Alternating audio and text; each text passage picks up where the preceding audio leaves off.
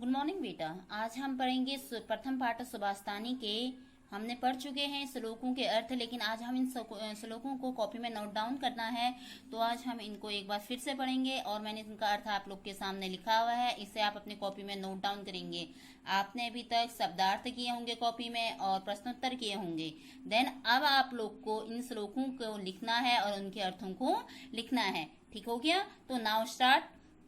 पहला श्लोक है आपका, पृथ्वी रत्नानि जलमन्नम सुभाषितम मूणे पाषाण खंडे सूरत्न संख्या विधीयते। आपको बताया था मैंने इसका अर्थ। इसमें देखते हैं, प्रस्तुत श्लोक में बताया गया है कि इस पृथ्वी में पानी, अन्न अर्थात अनाज और सुभाषित अच्छे विचार, ये तीन ही रत्न हैं, परंतु मूर्ख व्यक्तियों द्वारा पत्थर के टुकड़े अर्थात हीरे मोती आदि को ही रत्नों की संख्या देते आए हैं। मूर्ख व्यक्ति क्या कर रहे हैं? हीरे मोती पत्थरों के टुकड़ों को ही क्या करते आए हैं? शुरू से ही उनको रत्नों की संख्या देते आए हुए हैं। देन नेक्स्ट श्लोक है आपका, सत्येन धार्यते पृथ्वी सत्येन तपते रवि सत्येन वाति वायुश्च सर्व सत्ये प्रतिष्ठितम। आगे इसका अर्थ है, प्रस्तुत श्लोक में बताया गया है कि सत्य के द्वारा ही इस पृथ्वी का धारण किया जाता है। सत्य के द्वारा ही सूर्य तपता है अर्थात गर्म हो रहा है, और सत्य के द्वारा ही हवा अर्थात चल रही है, बह रही है। सब कुछ इस सत्य के कारण ही स्थित अर्थात जो क्रिया हो रही है वो सब किस पर निर्धारित है? हमारा सत्य पर ही। देन नेक्स्ट श्लोक देखते हैं हम आपका थर्ड वाला, दाने तपसी शौर्ये च विज्ञाने विनये नये विस्मये नाही कर्तव्यो बहुरत्ना वसुंधरा। ये आपका थर्ड वाला है और इसका अर्थ है यहाँ पर, प्रस्तुत श्लोक में बताया गया है कि दान में, तपस्या में, शौर्य में अर्थात वीरता में, विज्ञान में, नीति के विषय में, विनम्रता में, आश्चर्य अर्थात हैरान नहीं करना चाहिए, आश्चर्य नहीं करना चाहिए या नहीं होना चाहिए, हैरानी बिल्कुल प्रकट करनी नहीं चाहिए। क्यों? क्योंकि क्या है? क्योंकि हमारी इस पृथ्वी में, हमारी जो ये पृथ्वी है, इसमें ऐसे बहुत से आश्चर्यजनक वस्तुएं हैं। ये हमारी पृथ्वी पूरे ऐसे रहस्यों से, ऐसे रत्नों से भरी पड़ी हुई है, इसलिए हमें इस पर आश्चर्य करने की जरूरत नहीं है। वसुंधरा अर्थात पृथ्वी हमारी। ठीक है, आप देखते हैं हमारा चौथा वाला श्लोक है, सद्वीरेव सहासित सद्वीर कुर्वीत संगीतम सद्वीरेव मैत्रीश्च नासर्दी किंचित दारेत। अर्थात प्रस्तुत श्लोक में बताया गया है कि मनुष्यों को सज्जनों के साथ ही बैठना चाहिए। जो अच्छे व्यक्ति हैं हमें उनकी ही संगति करनी चाहिए, उन्हीं के साथ हमें बैठना चाहिए। सज्जनों के साथ ही संगति करनी चाहिए।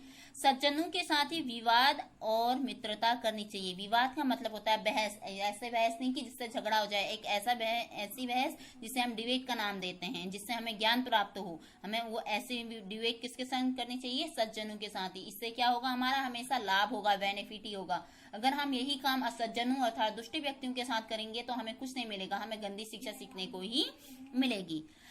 असज्जन दुष्ट व्यक्तियों के साथ कभी भी किसी भी प्रकार का व्यवहार नहीं रखना चाहिए, मतलब उनके साथ ऐसा कोई आचार व्यवहार रखना ही नहीं चाहिए, ताकि क्या है, हम पे उनका दुष्ट प्रभाव पड़ सके।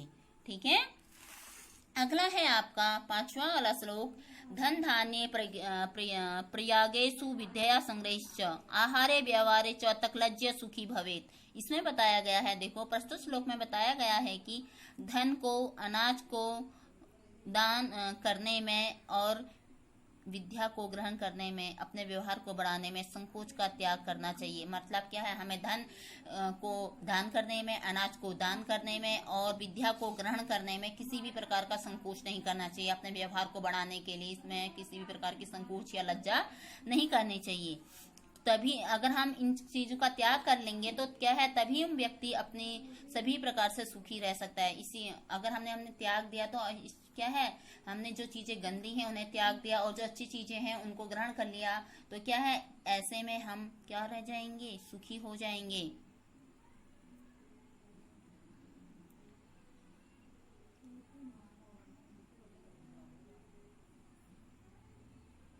ठीक है, अगला है आपका सिक्स वाला, समावशीकृते लोके क्षमाया ही किन्ना साध्यते शांति खड़ग कर अश्यस्य किम करिष्यति दुर्जना। इसमें देखिए प्रस्तुत श्लोक में बताया गया है कि संसार में सबसे बड़ा अस्त्र है जो किसी भी व्यक्ति को और किसी भी कोई भी कार्य को कर सकता है, और वह अस्त्र क्या है? क्षमा अर्थात माफी। ऐसा कोई भी कार्य नहीं है जिससे यह ना किया जा सके।